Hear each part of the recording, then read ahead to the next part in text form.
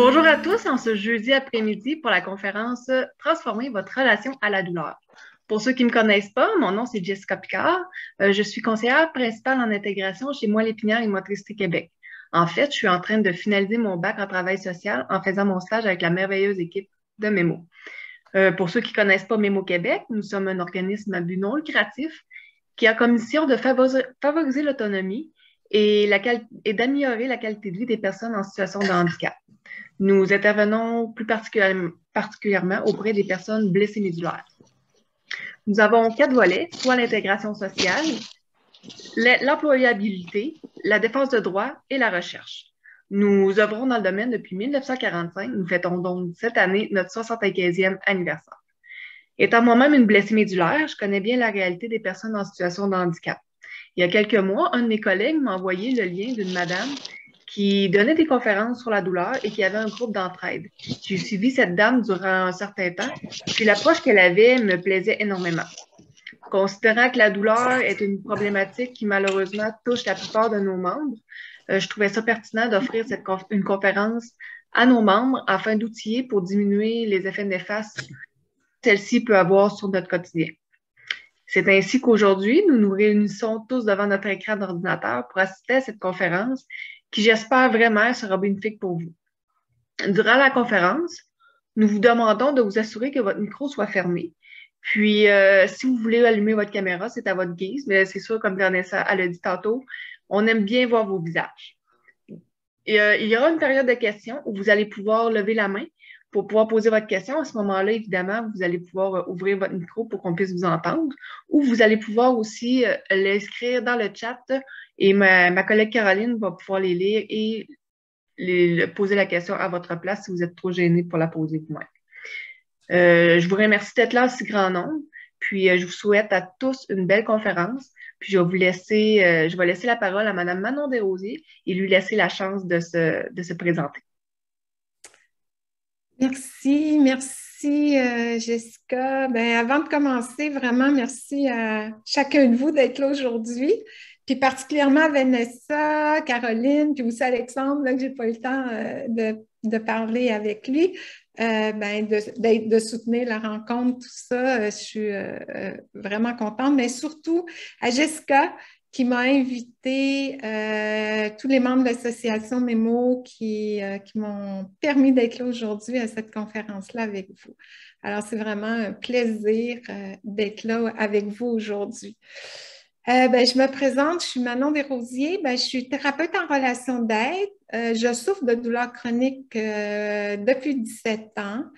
Et puis, c'est aujourd'hui, avec tout mon vécu, mon expérience, mes formations continues sur la douleur, que je vous présente cette conférence-là sur comment on peut transformer ou apprivoiser, on pourrait dire aussi, notre relation à la douleur, comment développer notre capacité à prendre tous les outils, les stratégies, à mettre ça dans notre vie pour que notre qualité de vie soit vraiment meilleure. En fait, c'est le but de la rencontre aujourd'hui. Puis, Jessica le dit, donc ça va être une partie conférence, une partie question. Et à la fin, il va y avoir une expérience somatic tracking pour apprendre à développer et à observer notre douleur sans peur, pour ne pas alerter notre système nerveux. Donc, ça va être les 3 parties de la rencontre. Là, il y a une main levée. Est-ce qu'on y va avec ça ou on attend? Je ne sais pas. Probablement que c'est une erreur. Rapidement, peut-être, puis ensuite, on va vraiment réserver les questions à la fin là, pour que vous puissiez partager. Oh, okay. La main s'est baissée. Parfait. D'accord. Probablement une erreur. Transformer la relation à la douleur, là, c'est apprendre à apaiser son système nerveux en développant un sentiment de sécurité. Tu sais, c'est apprendre les mécanismes qui amplifient la douleur, conscientiser nos peurs, s'observer, puis de mettre en place des changements, des défis qui font faire qu'on va plus prendre soin de soi, on va se choisir, puis on va mieux vivre avec la douleur. Puis dans les dernières années, je me suis intéressée beaucoup aux neurosciences, puis aux études des neurosciences qui vraiment avancent très rapidement là, dans les dernières années. Puis ils reconnaissent de plus en plus le lien entre le corps et l'esprit dans le traitement de la douleur. Fait qu'on on n'a pas nécessairement beaucoup de contrôle sur notre douleur. Par contre, on a le pouvoir d'agir sur beaucoup d'autres facteurs puis sphères de notre vie qui mettent notre cerveau en alerte puis qui auront un impact sur le volume de notre douleur dans le cerveau. Puis c'est ça qu'on va voir ici. Alors, je vais partager mon écran. Alors, excusez, là, ça s'en vient. Alors, on va comprendre aujourd'hui la douleur, puis évidemment, très sommairement, là, parce que je veux voir plein d'autres points avec vous, les facteurs qui maintiennent ou amplifient l'alerte du cerveau, puis comment apaiser notre douleur, en fait, notre système nerveux qui va avoir un impact sur notre douleur. Puis c'est quoi exactement la douleur? Bien, selon l'Association internationale des études de la douleur, là, qui sont reconnues dans le monde, elle définit la douleur comme étant une expérience sensorielle et émotionnelle désagréable associée à un dommage tissulaire ou potentiel. Et ça, ce que ça veut dire, là, ça veut dire que quand on a mal, on éprouve forcément une sensation physique désagréable, mais ça veut aussi dire que quand on a mal, on éprouve aussi une émotion qui pourrait être désagréable. Fait que ça se vit dans le corps, mais aussi dans l'esprit. Tu sais, la douleur n'est pas uniquement une sensation, hein? C'est aussi une émotion. Puis ce qui est intéressant, c'est que même les signaux de douleur là, dans le cerveau, là, dans les régions connexes du cerveau, ils ont réalisé que c'est un peu les mêmes. Donc, il y a vraiment un parallèle. Fait que, oui, la douleur et les émotions sont intimement liées. Fait que là, on va voir un petit survol de la douleur, c'est quoi? Même si vous le savez, là, c'est plus pour aller plus loin dans ce que je veux vous amener. T'sais, on sait que la douleur, c'est nécessaire pour notre survie, puis elle est normale, ça fait partie de la vie. Par exemple, si je me blesse puis je me fais mal à une cheville, je vais avoir mal. Le cerveau m'envoie un signal de danger pour que je m'arrête, je soigne mon pied. Mais en principe, après que la blessure est guérie, la douleur disparaît. Mais dans certaines occasions, bien, la douleur persiste malgré la guérison. Et c'est là que vous savez que la douleur, c'est comme un système nerveux. C'est un système d'alarme, en fait, qui est là pour nous protéger d'un danger. Fait que la douleur est toujours déclenchée par le cerveau, que ce soit une blessure physique ou émotionnelle. Fait qu'il y a vraiment un lien. Donc, la douleur devient chronique quand, avec le temps, notre système d'alarme devient trop sensible au moindre stimuli autour de nous. Puis la douleur rend notre système hypersensible. Tu sais, quand les cellules nerveuses là, sont trop sensibles, elles réagissent au moindre signal. Tu sais, si par exemple, votre système devient vraiment trop hyperactif, trop hypersensible, bien, par exemple, vous auriez une boule de bowling qui tombe sur votre pied, c'est sûr que c'est normal que ça fasse mal. Mais vous pourriez avoir une boule de ping-pong qui vous tape, qui tombe sur votre pied, puis votre système nerveux prouverait qu'il y a une hypersensibilité parce que ce ne serait pas logique que ça fasse mal. Puis avec le temps, l'hypersensibilité peut même se propager dans d'autres endroits du corps. Je ne sais pas si vous avez déjà remarqué, vous, que vos douleurs se déplacent ou changent d'endroit des fois, ou sont moins intenses, un peu plus intenses. Qu'est-ce qui fait que c'est différent? Puis c'est ce qu'on va voir un peu plus loin. Mais la bonne nouvelle, c'est que le système nerveux peut devenir moins sensible en mettant en place des stratégies d'apaisement dans notre vie. Puis c'est là qu'est notre pouvoir, où on est le capitaine de notre navire, le capitaine de notre corps puis de notre esprit. Bon, là, on va avoir des beaux petits trucs colorés, là. La douleur, elle a deux composantes. On l'a vu, le système d'alarme qui va être issu par le corps, par toutes les fibres nerveuses, les nerfs. On le ressent dans le corps. Mais l'autre composante, elle est perçue par le cerveau. La perception puis l'interprétation que le cerveau en fait, puis avec tous les facteurs de notre vie psychologique impliqués. Cette composante-là, émotionnelle, a un impact majeur sur nos sensations physiques. Ça aide, en fait, ça aide au système nerveux à augmenter ou à diminuer la douleur. Je vais vous donner un exemple ici qui est... Oups, ça va trop vite. Un exemple qui a été publié en 1995 dans le British Medical Journal. Bien, ça, c'est l'histoire d'un jeune homme qui travaille dans la construction aux États-Unis. Puis malheureusement, il est arrivé un accident. Il a marché sur un clou ou sauté sur un clou. Le clou a traversé sa botte de travail. Mais le pauvre jeune homme, là, il était en douleur intense. Ses collègues ont vite appelé l'ambulance, l'ont transporté à l'hôpital. Puis sa douleur était si insupportable là, que même les médecins ne pouvaient même pas toucher à son pied ou enlever la botte ni le clou. Ils ont décidé de l'endormir et d'enlever sa botte, le soigner, etc. Imaginez-vous donc qu'ils ont trouvé le pied intact. Le clou n'avait absolument pas traversé son pied, il était entre 2 orteils. À part, je pense, peut-être une légère égratignure. Mais qu'est-ce qui s'est passé pour qu'il souffre autant? Mais en fait, le jeune homme, il y avait plein d'émotions, il y avait beaucoup de peur, le clou traversait son pied, le milieu de travail dans lequel il est, c'est quand même un milieu de travail dangereux, les collègues apeurés, fait que le cerveau a perçu et interprété un danger réel. Il a envoyé un signal de douleur à la hauteur du danger qu'il a perçu. Fait que sa douleur était insupportable, mais surtout, ce qu'il faut retenir, c'est que sa douleur était vraiment réelle. Il ressentait vraiment de la douleur au pied. Ce n'était pas dans sa tête. Et ça, c'est des facteurs contextuels que le cerveau a mis en place qui déclenchent une alerte élevée puis déclenchent la douleur. Ce que je veux que vous reteniez de cette histoire-là, c'est que des personnes qui ont des réelles atteintes physiques, comme des douleurs neurologiques, comme toutes les pathologies où on a de la douleur chronique, il y a toujours des facteurs du quotidien, de notre vie, qui mettent notre cerveau en alerte puis qui peuvent augmenter le volume de la douleur. Puis d'où la distinction que j'aimerais faire entre la douleur et la souffrance. La douleur, oui, c'est une sensation physique désagréable. Puis il y a la souffrance. Puis elle, la souffrance, bien, est reliée à la peur de la douleur elle-même, mais aussi à toutes les peurs, les inquiétudes, la pression, le découragement, voire même la dépression.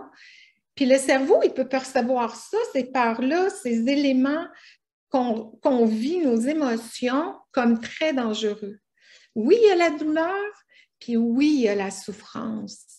Puis la souffrance, en mettant des éléments en place pour la conscientiser, ben, ça va nous permettre de mieux vivre parce que oui, la douleur va être là, mais il n'y aura pas autant de souffrance tout autour. Puis ça prendra pas toute la place, la douleur, dans notre vie. Donc, wow. Donc, qu'est-ce qui met les éléments de mon cerveau en alerte à part la douleur même? La peur, oui, c'est ça, excusez.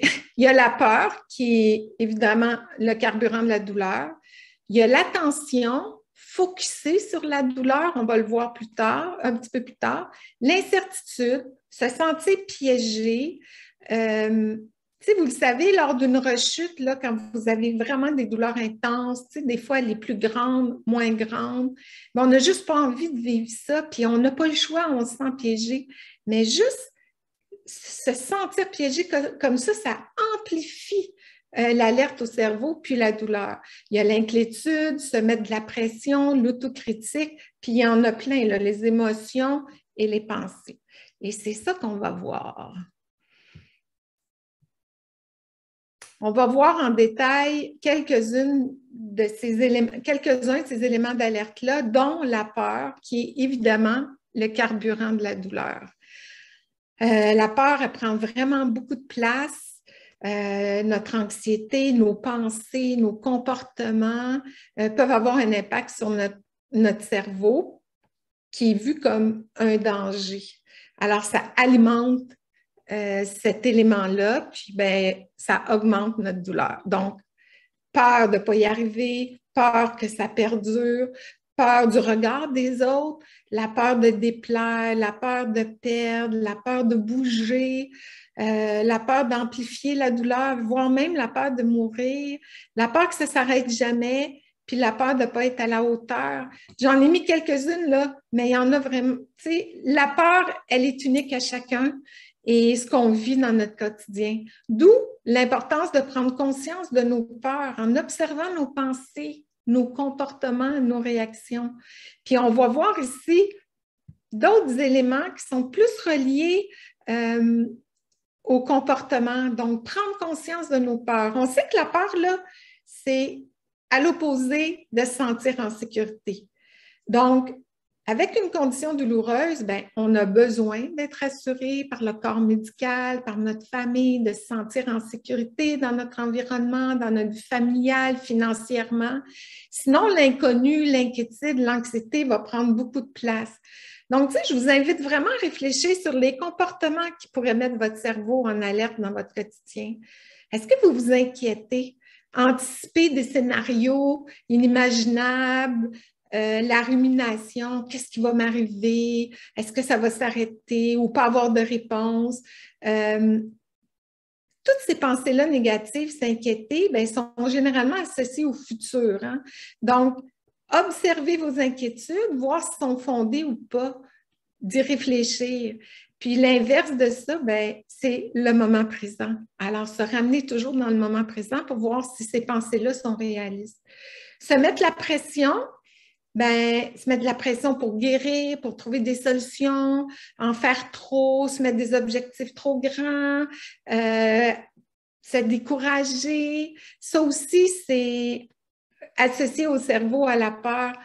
Ben, ça, c'est versus le lâcher-prise. C'est reconnaître qu'on n'a pas le contrôle sur tout. Qu'est-ce que je peux faire avec qu'est-ce que j'ai? Puis qu'est-ce qui me permettrait d'être bien sans me mettre de la pression, d'être bienveillant vers moi-même, d'être conciliant. L'autre élément, c'est l'autocritique. Tu sais, on peut avoir tendance à juger, ça ne va pas assez vite, je ne suis pas assez bon, se comparer. Puis, tu sais, souvent, on est tellement dur avec soi-même, là. On est notre propre ennemi. Et versus l'autocompassion, ben ça fait partie du cheminement. Si vous avez de la misère là, à être bienveillant et avoir de l'autocompassion avec vous, je vais vous donner un petit truc. Si vous avez des enfants, des petits-enfants, ben imaginez-vous s'ils ont de la peine ou ils vivent un moment difficile, là, comment vous êtes avec eux? C'est quoi votre émotion? Vous êtes tout en douceur, en sensibilité, avec de l'ouverture, sans jugement, juste dans l'amour. Vous voulez juste les rassurer, en prendre soin. Bien, vivez cette émotion-là, puis donnez-vous ça à vous. C'est ça l'autocompassion. Puis prendre conscience de vos peurs et de vos comportements, bien, c'est un pas vraiment pour prendre soin de vous. T'sais, quand vous vivez quelque chose, c'est quoi que la peur qui est derrière? T'sais, si vous êtes les relations que vous évitez, par exemple, c'est quoi que la peur qui est derrière? Les projets que vous n'osez pas mettre en place, voir c'est quoi toutes les peurs qui sont derrière. Fait que les peurs et les comportements ne sont pas toujours conscients hein, dans la vie de tous les jours. Fait que de s'y arrêter, ça peut prendre conscience si elles sont là, parce que souvent, c'est des automatismes, c'est comme des autoroutes. Puis un autre élément qui met notre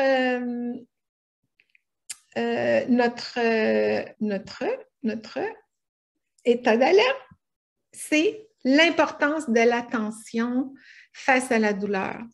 Vous savez qu'il y a 1 million d'informations qui passent dans notre cerveau là, par jour.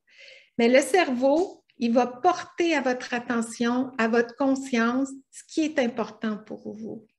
Par contre, il n'y a aucune partie de l'information qui va rester là à travers ces millions d'informations-là. Par exemple, je ne sais pas si ça vous est déjà arrivé, pour ceux qui ont eu des bébés, des enfants, Tu sais, quand vous êtes enceinte ou le papa qui vit cette expérience-là, on a l'impression qu'on voit des femmes enceintes partout sur la rue. Si vous changez votre voiture, on dirait que là, tout d'un coup, vous en voyez partout quand vous roulez, ou même juste changer vos lunettes. Puis là, vous dites, bon, mon Dieu, c'est vrai, j'en vois partout. Bien, ça, c'est parce que c'est un moment où votre attention était mise sur votre lunette, votre auto, votre bébé, et puis, ben, votre cerveau s'y est attardé. À cet effet-là, je vais vous faire un petit exercice. Pas exercice, mais un petit vidéo. Je vais vous demander de porter attention à cette vidéo-là. Oups, ça s'en vient. Et puis, bon, je vais juste l'installer. Là, je m'excuse, les petits défauts techniques. Là, c'est une pub, je suis désolée, je ne sais pas pourquoi ça fait ça.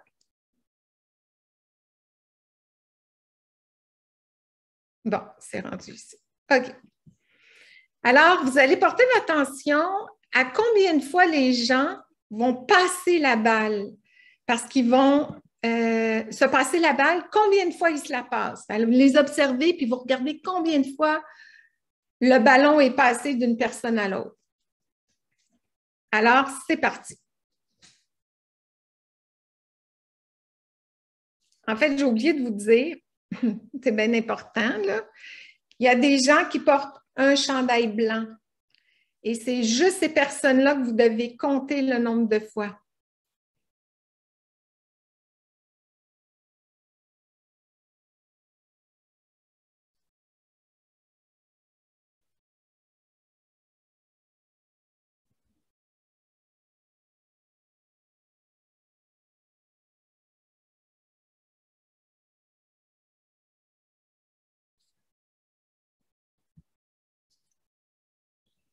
Je ne sais pas combien vous avez compté de passes, mais il y en a 15.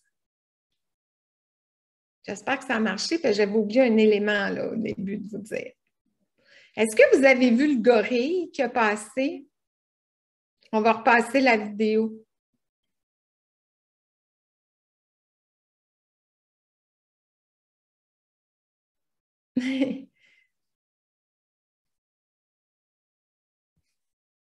Non. Est-ce qu'il y en a qui n'avaient pas vu le gorille? Attendez, je vais partager ça pour vous voir. Est-ce qu'il y en a qui n'avaient pas vu le gorille? Oui. Non. Super. Alors ça prouve que quand on met toute notre attention sur quelque chose, quand notre cerveau est concentré et attentionné sur une tâche, sur une activité, il n'y a rien d'autre qui apparaît. Parce que là, vous avez remarqué que ceux qui avaient le chandail blanc, et vous n'avez même pas vu passer le gorille durant la vidéo. Alors, l'attention, le focus sur la douleur, ben c'est comme si on met le focus tout le temps sur la douleur, ben notre cerveau, il va mettre lui aussi le focus puis l'attention tout le temps sur la douleur. Plus j'y porte attention à ma douleur, plus mon cerveau va y porter attention. Puis c'est un peu paradoxal, hein, parce qu'on veut guérir, on veut trouver des apaisements, on trouve des choses pour ne pas souffrir, mais plus on fait ça, plus notre cerveau va porter attention à la douleur. Un des éléments pour détourner ça, c'est détourner son attention de la douleur. Alors, quand vous êtes attentionné sur une tâche, des objectifs, autres, bien, votre cerveau va filtrer puis il limite les signaux de la douleur. Donc, changer vos objectifs peut changer aussi le ressenti de vos douleurs.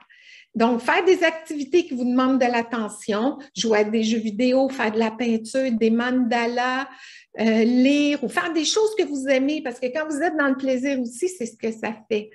Alors, est-ce que ça vous est déjà arrivé où votre douleur est moins grande? On va pouvoir en parler tantôt.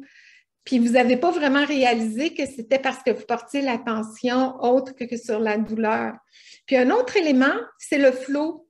Vous savez que vivre une expérience vraiment concentrée où on est engagé complètement, où toute notre pensée est dessus, on oublie le temps. Est-ce que ça vous est déjà arrivé de faire de la peinture ou faire une activité? Hey, ça passe tellement vite le temps, on n'a rien vu, mais on n'a pas non plus ressenti de douleur. Et ça, on appelle ça le flow. Puis on veut amener ça plus en plus dans notre vie.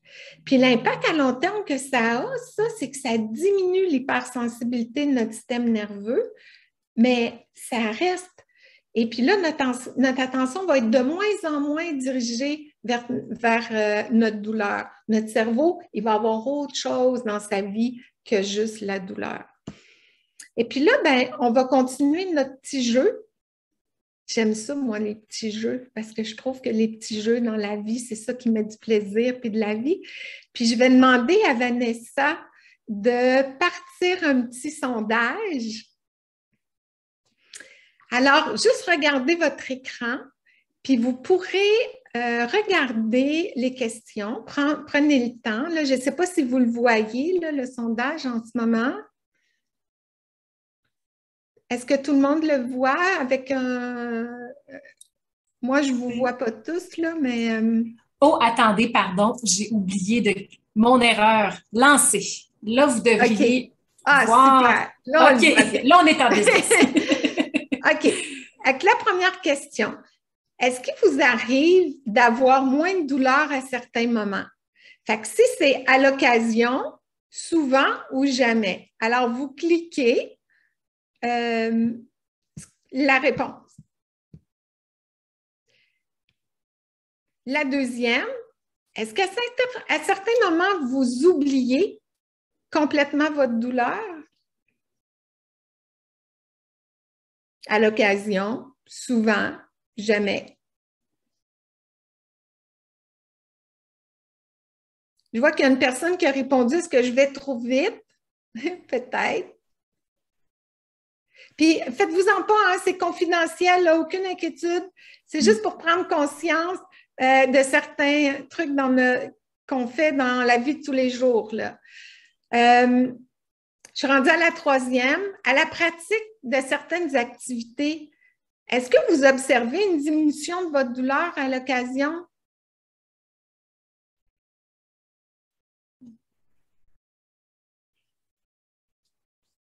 Je vois les réponses entrées. Oui, ça commence. Il y en a 6 personnes. On va les laisser. Je ne sais pas si tout le monde a le visuel des réponses qui entrent. Manon, vous les avez, les réponses aussi? Oui, moi, je les vois. OK, super. Ouais. Puis la quatrième, ben, est-ce que vous vivez le flow? Des fois, à l'occasion, là, quand vous faites des activités,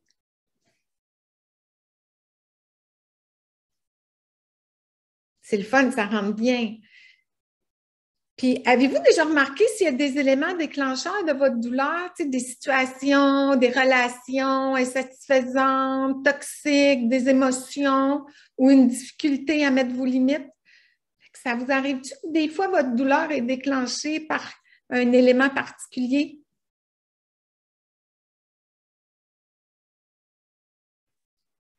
Puis, est-ce que vos sensations physiques, la dernière, se sont transformées ou changées ou diminuées depuis le début de vos symptômes, depuis le début de votre condition?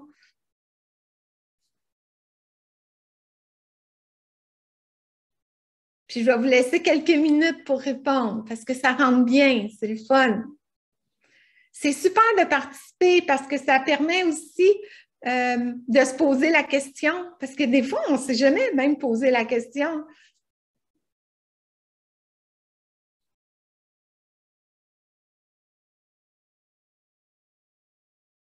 Ça rentre encore, fait que je vais attendre. C'est pas évident non plus pour tout le monde de répondre, là.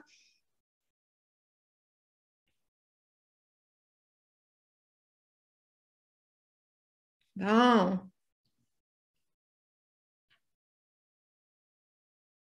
Ça vaut la peine d'attendre. On va faire un beau petit résumé de tout ça après. Bon, ben, on en a 40, puis ça ne bouge pas. Fait qu'on va... Ah oui, ça rentre encore! C'est le fun parce que plus on a de gens qui répondent, plus il y a le bassin est grand pour regarder ça aussi. OK. Fait que là, je mets fin au vote. Ou à moins qu'il y en a qui veulent encore plus de temps, là, vous pouvez lever la main ou l'écrire dans le chat. On va prendre le temps.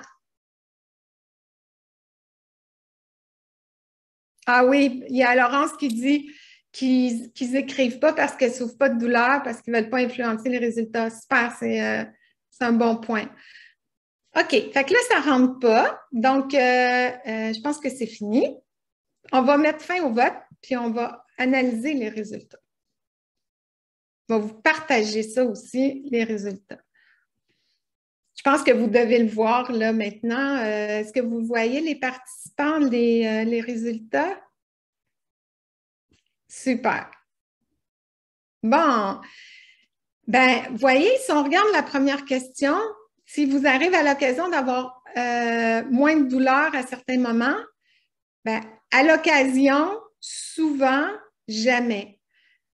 Ben, quand ça vous arrive, qu'est-ce qui se passe? Peut-être vous posez la question, quand vous avez moins de douleur puis vous allez bien, peut-être prendre conscience de qu'est-ce qui se passe dans votre vie, pourquoi ça arrive.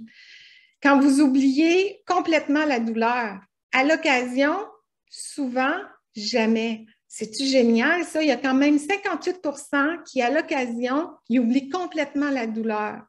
Il y a 30 souvent et 12 jamais. Ben, puis c'est peut-être que ces personnes-là, vous voyez, ils se retrouvaient en haut parce qu'il y avait des moments où ils oubliaient leur douleur.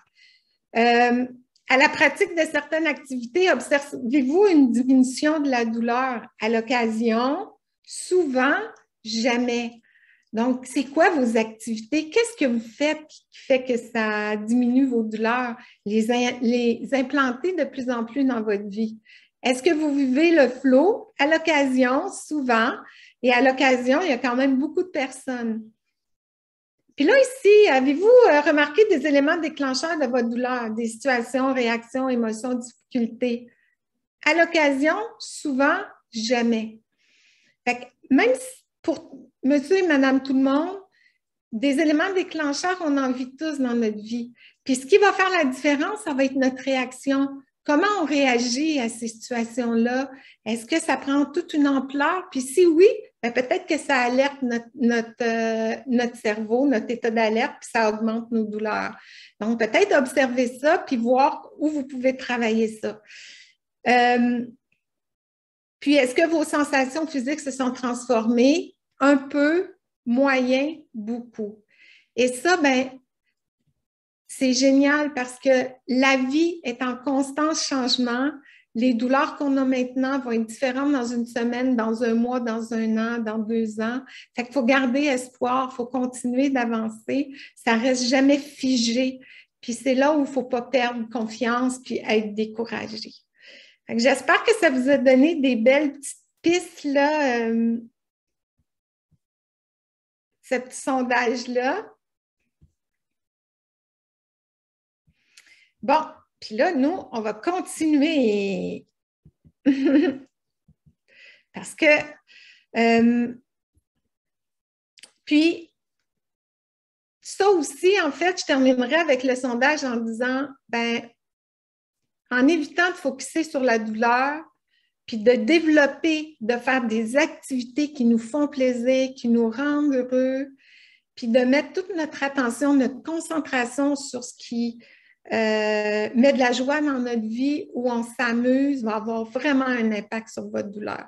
Je ne pense pas que vous ayez, quand vous êtes à un souper avec des amis en train de boire du vin et avoir du plaisir, souvent notre douleur elle va beaucoup être moins présente.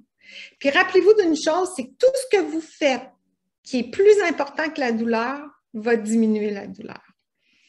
Là, on va aller, maintenant qu'on sait qu'on va aller dans un autre élément qui est qui alerte notre cerveau, notre état d'alerte de douleur, c'est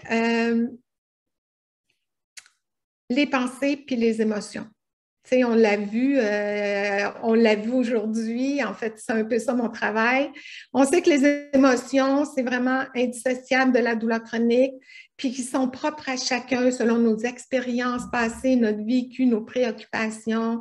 Donc, ça a un impact sur ça. Donc, apprendre à mieux vivre ses émotions désagréables, peut vraiment et aller gérer. Puis, je suis certaine que déjà, vous faites ça, vous avez plein d'outils pour faire ça, pour mieux gérer vos émotions.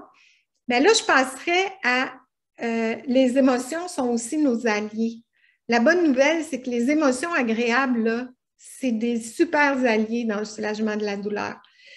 Tu sais, regardez puis savourer ce qui va bien dans votre vie, là, ça a un impact incroyable. Pourquoi? Parce que le cerveau, il a toujours tendance à passer vite les éléments positifs. Il va plus enregistrer les éléments négatifs. Tu sais, c'est rare qu'on va ruminer le soir dans notre tête avant de s'endormir, ruminer le soir dans notre tête sur les éléments positifs qui vont nous empêcher de dormir. Ça va vraiment être plus les éléments négatifs. Fait que semer, accueillir, observer vos émotions positives tous les jours. Tu sais, ça va créer de beaux petits chemins neuronaux, là, puis ça va devenir de plus en plus facile. Fait qu'amener de la joie, du plaisir dans votre vie. C'est pour ça que je voulais parler des émotions. Je ne voulais pas parler du côté négatif parce que je suis certaine que vous travaillez beaucoup là-dessus.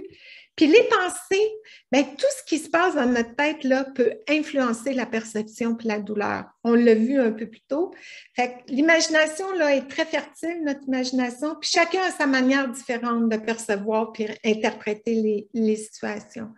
Fait que reconnaître nos pensées négatives, les scénarios qu'on peut s'imaginer qui n'arrivent jamais, la rumination, les anticipations, tout ça, ça augmente l'anxiété, puis ça met le cerveau en alerte.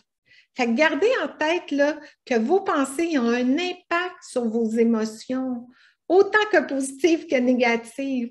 Fait que développez la capacité à changer vos schémas de pensée. Puis ça se peut aussi qu'on ait besoin d'aide pour faire ça. N'hésitez pas à demander de l'aide. Des fois, ce n'est pas toujours facile. Puis la bonne nouvelle, c'est que les pensées positives, là, la façon de voir les choses, penser différemment, notre état d'esprit, l'attitude va diminuer l'anxiété puis diminuer l'état d'alerte, en fait, dans notre cerveau. Donc, l'idée, c'est de développer la capacité de prendre du recul puis observer nos réactions automatiques. Tu sais, par exemple, tu sais, les émotions, là, c'est comme la météo. On n'a pas toujours le contrôle sur la météo, hein? Mais on a le contrôle de ce qu'on va faire de cette journée-là, d'une journée qui ne nous plaît pas. Fait qu'on a le contrôle sur nos pensées puis nos réactions. Mettons que c'est une grosse journée de pluie diluvienne aujourd'hui. Là. Puis là, mettons que c'est mes pensées négatives qui embarquent. Ah, je ne pourrais pas rien faire, je suis fâchée, ça n'a pas de bon sens, j'ai juste une journée de congé, ça ne fait pas mon affaire. Puis là, ben, votre humeur s'en ressent toute la journée. Puis finalement, ben, vous n'avez pas passé une bonne journée. Puis à la finale, ça n'a pas été le fun. Mettons, je mets ma pensée positive. Puis là, ça serait, ah bon, ben, ça ne me tente pas nécessairement, là, mais je vais profiter de cette journée-là pour cuisiner des petits plats, écouter un film, rester en mou sous ma douillette, lire, jouer à des jeux avec mes enfants, mon conjoint. Ben, je vais me sentir plus heureuse, puis beaucoup plus reposée à la fin de la journée. Puis je n'aurai pas mis non plus mon état d'alerte dans mon cerveau parce que je suis bien, tout va bien, puis finalement, ma journée s'est bien passée. Fait que l'événement est le même dans les deux cas, mais l'expérience est complètement différente. Puis vous pouvez vraiment appliquer ça dans plusieurs sphères de votre vie. Rappelez-vous que les peurs influencent beaucoup nos émotions, ben, nos pensées et nos émotions sont attachées ensemble. Et comment apaiser notre système nerveux? Ben, en abaissant l'intensité, ralentir, en se connectant à la sensation de notre corps sans peur. sans avoir peur de notre douleur, sans avoir peur que ça prenne une ampleur, juste rester là en se connectant à notre sensation de nos émotions, sans peur. C'est pas grave si j'ai de la peine, c'est pas grave si je suis fâchée, ça va passer. Tu sais, vous savez, là, une émotion, là, en principe, là, ça dure que quelques minutes si on y donne pas toute notre attention puis qu'on rumine pas toutes les pensées par rapport à cette émotion-là. Donc, ralentir.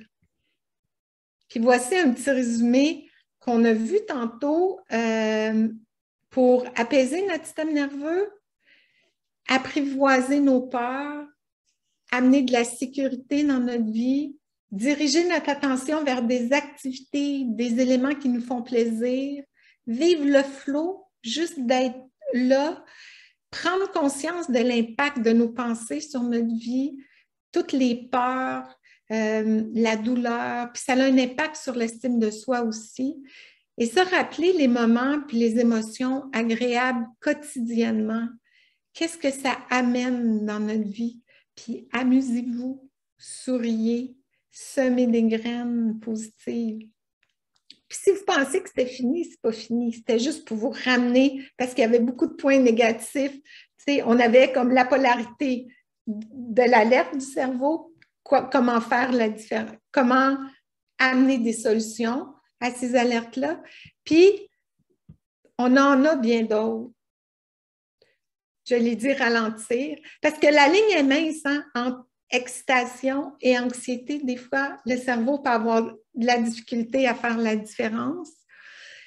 Faire de la méditation pleine conscience, bien, ça aide à prendre conscience de son état, à apporter un apaisement. Puis surtout, ça nous ramène dans le moment présent pour ne pas laisser de la place à nos pensées négatives, puis qui font boule de neige, puis qui font même une toile d'araignée. Ça nous permet de les observer, puis d'avoir un regard de soi, de mieux identifier nos besoins. Qu'est-ce que je veux, moi? Puis de mettre en place des actions qui sont nécessaires pour prendre soin de soi. Il y a aussi le somatic tracking qu'on va faire après la période de questions. C'est une espèce de technique méditation pour apprendre à notre cerveau à réévaluer nos sensations de douleur, puis qu'on voit ça avec une lentille de sécurité, sans peur. Une autre chose, c'est la visualisation. Si vous savez que vous pouvez travailler vos peurs et vos difficultés avec la visualisation, si par exemple, c'est une peur de marcher ou de faire une activité quelconque, bien, vous pouvez la faire dans votre tête. C'est déjà le début d'une exposition graduelle. Tu sais, on sait que le cerveau, il est hyper intelligent, mais des fois, il est un peu nono parce que il ne fait pas la différence entre ce que je fais maintenant ou ce que je fais dans ma tête. Pour lui, l'émotion est la même, il vit la même chose. Donc, utilisez votre cerveau avec la visualisation pour faire ces choses-là. Bougez. C'est sûr que c'est nécessaire pour le corps puis pour l'esprit. Puis ce que ça fait en plus, puis je ne passe pas beaucoup de temps là-dessus parce que je suis certaine que vous avez plein d'outils là-dessus, mais aussi ce que ça fait, c'est que ça envoie le signal au cerveau que ce n'est pas dangereux de bouger notre corps, que notre corps, il est fort, que notre corps a des capacités extraordinaires. Puis de bouger sans peur, de faire des activités, ça augmente cette sensation de sécurité-là. Et la musique, ben, les études le prouvent de plus en plus, c'est prouvé, la musique a un impact sur la réduction de la douleur. On peut même voir de 20 jusqu'à 20-25% de réduction de douleur. Ça apaise l'état d'alerte. Et surtout avec de la musique que vous aimez et qui vous fait plaisir puis qui vous apaise. C'est pour ça que j'ai mis un petit peu de musique au début de la rencontre. Puis il y a le plaisir, le plaisir, le plaisir. Cuisiner, dessiner, cinéma, jardiner, socialiser, zoothérapie, les animaux. Faites tout ce qui vous fait plaisir puis tout ce qui vous rend heureux. Plus vous allez aller dans les moments plaisants de votre vie, plus votre cerveau va se désensibiliser, va devenir un peu moins sensible à tous les éléments extérieurs qui déclenchent la douleur. Puis, il y aura moins besoin de vous protéger, parce que c'est ça son rôle, mais il pense qu'il doit le faire. Fait qu'on va lui dire qu'il n'y a pas besoin d'en faire autant.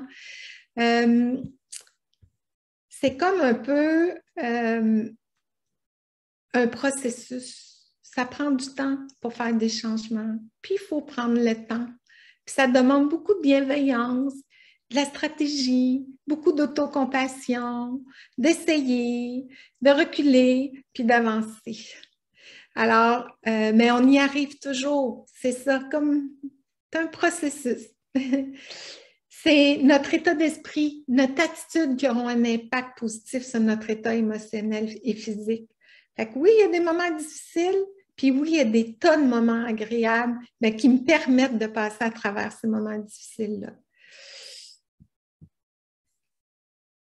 Vous savez, je l'avais oublié, c'est vivre, c'est développer la capacité à s'adapter. Il me manquait un petit PPS. Puis je finirais ça, moi, vraiment, avec une citation que j'aime beaucoup. C'est si vous voulez faire un pas en avant, vous devez perdre l'équilibre pendant un instant. Puis ça, j'aime beaucoup ça. Je trouve que ça exprime bien le sujet de la rencontre, transformer la relation à la douleur. Ça ne se fait pas tout d'un coup. Ça se fait un pas, deux pas, tout doucement, à notre rythme, mais de continuer à avancer. On voulait de tout cœur vous remercier, Madame Desrosiers. On a énormément de remerciements aussi dans le chat pour la belle rencontre qu'on a eue aujourd'hui. Un grand merci pour tout, pour les trucs, pour l'expérience, parce qu'on a aussi vécu des expériences, je pense, aujourd'hui. Bref, merci. Génial. Merci à vous. Merci à vous tous de mes mots. Merci Jessica, Caroline, Vanessa. Madame Desrosiers, vous avez vraiment, il y a une bienveillance qui se dégage de votre ton de voix, qui enveloppe. Puis moi, c'est ça, je baigne là-dedans depuis tantôt. Je ne suis pas une personne qui vit avec des douleurs chroniques, mais ça me fait du bien. Je me sens apaisée. Puis merci. Merci beaucoup. Je voulais vous le dire. Merci tout le monde d'avoir été avec nous. C'est toujours un plaisir de vous voir. C'est le fun. Merci d'avoir participé. Merci de vous être prêté au jeu. On est vraiment très, très contents. Oui, puis vous avez vraiment une belle communauté. C'est génial, vraiment. Merci.